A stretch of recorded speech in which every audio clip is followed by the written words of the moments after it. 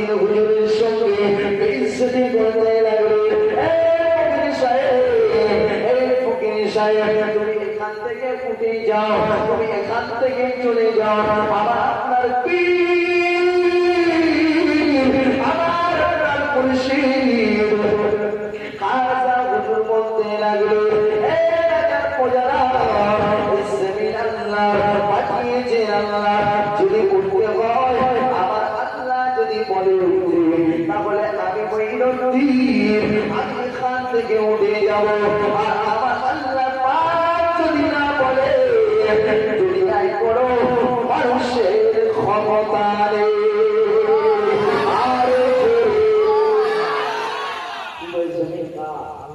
এই কথা বলেন জমিন কা আল্লাহ, আর যদি বলেন জমিন কা আল্লাহ। বসিয়ে রেখেছেন কে? বসিয়ে রেখেছেন কে? আমাদের আল্লাহ নাকি না তোমাদের গ্রামের মেম্বার বসিয়ে রেখেছে? না বসিয়ে কালকে তোর ঘর বাদ হয়ে যাবে, এরকম ব্যাপার নয় তো। তাহলে এটা আল্লাহর জমিন, বসিয়ে রেখেছেন আল্লাহ। যদি উঠতে হয় একমাত্র আমি আল্লাহর হুকুমে বলবো।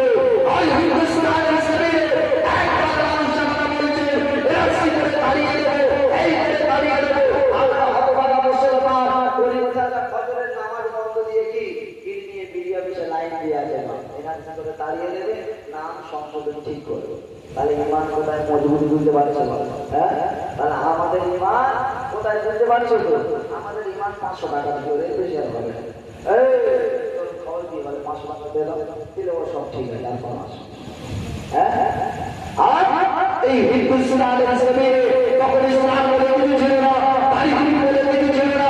এই হিন্দুস্তানের জমিনে ওই হিন্দুরা বলে জায়গা না, আমার আপনার পীর, আমার আপনার মুর্শিদ খাজা মঈনুদ্দিন হুজুর এসে সর্বপ্রথম যখন ইসলামের জন্য, দ্বীনের জন্য, ইসলামকে আইন করার জন্য সর্বপ্রথম যখন আসলে আযান দিয়েছে, আমার আপনার পীর, আমার আপনার মুর্শিদের হয়ে কত জুলুম, কত অত্যাচার আমার আপনার পীর খাজা মঈনুদ্দিন হুজুরের উপরে বেইজ্জতি করতে লাগলে, আমার আপনার পীর, আমার আপনার মুর্শিদ ওই সময় নিজের জানার ভরবারে তখন ওই পিতৃরাজের ঘরে বলতে লাগলো,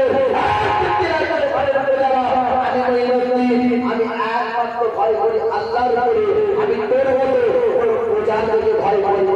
এটা বলবেন।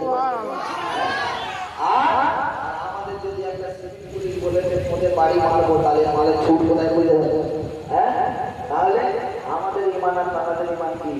আমরা তো খালি খেলে খাওয়া মুসলমান, কি আমরা শুধু কাজে পারে মুসলমান।